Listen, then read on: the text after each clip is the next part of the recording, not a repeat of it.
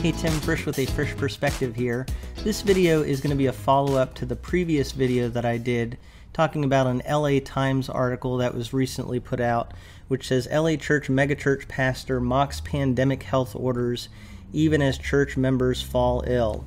And I mentioned in that video that I thought that this article just seemed to have some negative overtones toward Pastor John MacArthur and Grace Community Church and their handling of the coronavirus situation.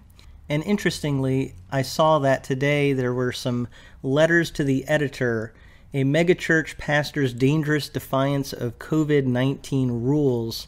This is the Los Angeles Times opinion section, and so these letters seem to be in response to the article that the LA Times put out. It's really interesting to hear some of the responses, and you can tell that people are looking at this negatively, and probably a lot to do with how the LA Times framed the situation.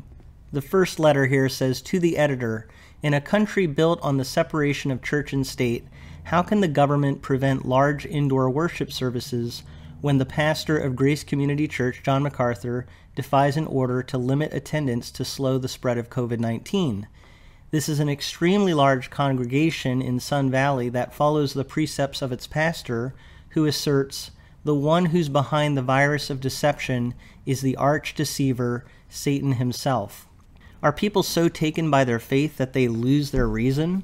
One church member said that God knows when people will die and his believers should not fear death. But these believers, by attending a packed church service indoors, risk hastening their deaths to a time that God might not want. America has always been a land that prided itself on having religion as a foundation for deciding between right and wrong. But there are times when people should take a moment to reason with themselves about whether what they are being told is in their best interest." Barry Wasserman, Huntington Beach. One of the things that I would clarify in response to what this person is writing is that when Pastor MacArthur is talking about deception, I don't really think he's talking about deception concerning the disease itself. He's not saying that there is no disease, that there is no COVID-19. What he's talking about is the deception of the government, that they would use a disease like COVID-19 to gain power. And I think that's what MacArthur's saying, is that there's deception in how the COVID-19 situation is being presented and how the government is utilizing that to their ends. This goes back to what I talked about in my previous video. I think it would be mistaken to think that Pastor MacArthur and Grace Community Church isn't taking the disease seriously. I think they are taking certain precautions. They just disagree with how the government is handling the situation and how the government is actually overstepping its bounds in handling the coronavirus situation. The next letter says, "To the editor, MacArthur is one of the best Bible teachers in the world. His knowledge and understanding of the scriptures are second to none. I have heard him teach on multiple occasions about the requirement that Christians obey the civil authorities that govern them. Their powers are derived from God, who ordained them. This is God's law for Christians. It's in the book of Romans, chapter 13.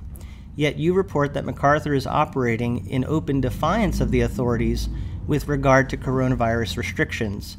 Now what do? I thought Romans 13 was clear. Not always convenient, but clear. Are we to reinterpret the scriptures to fulfill our wants and needs? God forbid." Mark Wenzel, Woodland Hills.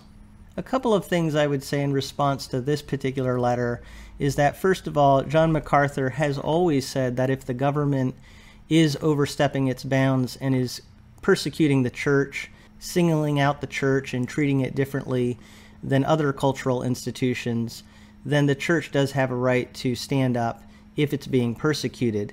Earlier on, MacArthur did not think the church was being singled out and persecuted, but particularly in relationship to how other movements were dealt with and how there were protests in California in their area, and the government didn't really come down hard on those protesters, but then churches were told they couldn't meet indoors indefinitely.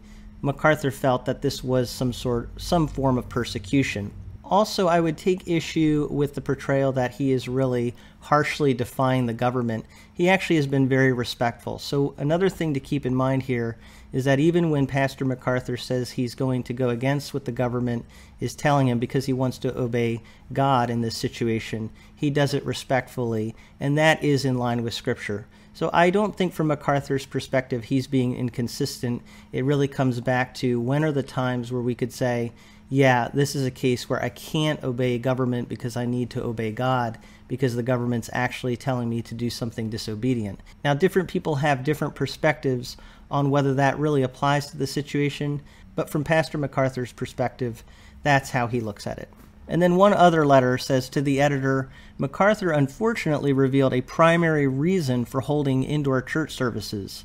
On August 30th, congregants gave the church $40,046, which according to the Times was almost 6 times more than the previous Sunday. Meeting outdoors and practicing proper social distancing makes it difficult to pass the collection plate. Clay Wells, Newport Beach. So this is a pretty common criticism and suspicious reaction that some people have to Pastor MacArthur having indoor services. I noticed too that they actually cited what the article said, and I think the article pointing that out was intentional. I think that the writer of the LA Times article wanted to make it clear that the church took in more money by meeting indoors. However, I think, again, there's a couple things we need to keep in mind. The first is we should be very careful about judging people's intentions. Just because we see something, we don't necessarily know why they did what they did. So yes, the church took in more money that week, but we don't know if that was really the motive for them meeting indoors. We need to be very careful about judging people's motives. God knows the heart, we don't. Now, there might be times where we could say, yeah, the evidence is really pointing in a certain direction, but I'm just saying we need to be very careful about judging people's motives. And as far as Grace Community Church bringing in offerings, of course, that is something that's very important, but there are alternative means for them to receive offerings, and I'm sure if they really, really wanted to, they could pursue those means more heavily. If, for example, they decided that they couldn't meet indoors and they wanted to have alternative means of giving and really promote that, I think they could find ways to do that. They chose not to do that because they chose to meet indoors, and that's prerogative. That's their right and decision as a local church.